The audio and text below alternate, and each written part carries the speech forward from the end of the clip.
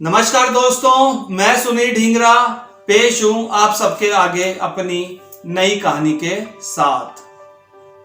पुराने समय की बात है, एक सेठ जी अपने पुत्र को एक महात्मा जी के आश्रम लेकर गए और महात्मा जी से निवेदन किया कि वह उनके पुत्र को अपना शिष्य बना लें और जब उनके पुत्र की शिक्षा समाप्त हो जाए तब उसे उनके पास वापस छोड़ जाएं। महात्मा जी ने सेठ जी का निवेदन स्वीकार किया और सेठ जी के पुत्र को अपना शिष्य बना लिया। अब सेठ जी का पुत्र महात्मा जी के आश्रम रहकर महात्मा जी से शिक्षा लेने लगा। वह शिक्षा लेने के साथ साथ आश्रम के छोटे छोटे काम भी कर देता, जैसे पेड़ पौधों में पानी डालना, पेड़ पौधों से फल और सब्जियां तोड़ के आश्रम में देना और आश्रम में बनी हुई बड़ी सी गौशाला में रखी हुई सभी गायों की देखरेख करना। समय बीतता चला गया। शिष्य की शिक्षा समाप्त होने का समय आया। महात्मा जी ने शिष्य से कहा कि उसकी शिक्षा समाप्त होने को आई है, कल उसकी शिक्षा का अंतिम दिन है। अगले दिन शिष्य उपस्थित था महात्मा जी के आगे अपनी अंतिम शिक्षा लेने के लिए।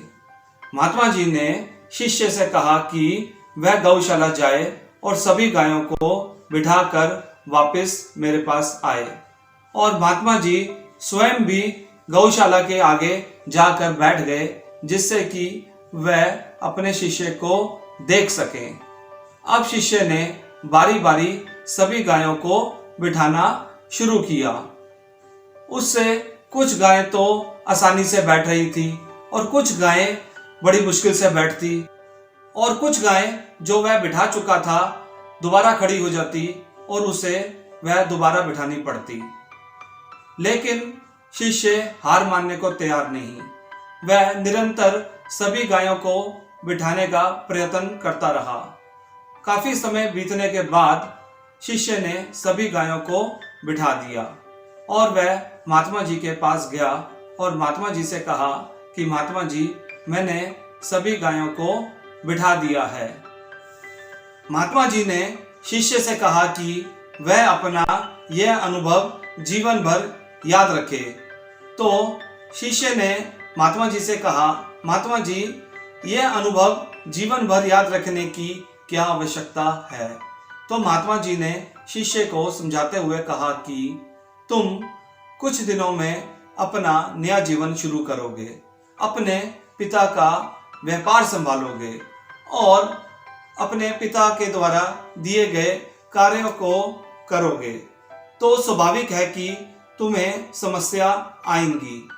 कुछ समस्या तुम आसानी से सुलझा लोगे, कुछ समस्या तुम मुश्किल तरीके से सुलझा पाओगे और कुछ समस्या जो तुम सुलझा चुके होगे जीवन में एक बार फिर तुम्हारे आगे आकर खड़ी हो जाएंगी और तुम्हें उन्हें दोबारा सुलझाना पड़ सकता है। तब तुम्हें यह अनुभव काम आएगा और जैसे तुम आज अपने अंतिम शिक्षा में सफल हुए हो, यदि यह अनुभव याद रखोगे तो जीवन में भी सफलता प्राप्त करोगे। अब शिष्य महात्मा जी की बात समझ गया था और हैरान था कि महात्मा जी ने एक छोटे से कार्य के द्वारा उसको कितनी बड़ी शिक्षा दे दी थी। और फिर महात्मा जी अपने शिष्य को सेठ जी के पास वापस छोड़ आए। दोस्तों, हमारे जीवन में भी समस्या आती हैं। यदि हम अपने जीवन में आई हुई समस्या का सामना करें तो हम भी अपने जीवन में सफल हो सकते हैं। बस दोस्तों, इतनी सी थी मेरी कहानी। नई कहानी के साथ फिर मिलूंगा। तब तक स्वस्थ रहें, खुश रहें। नमस्कार।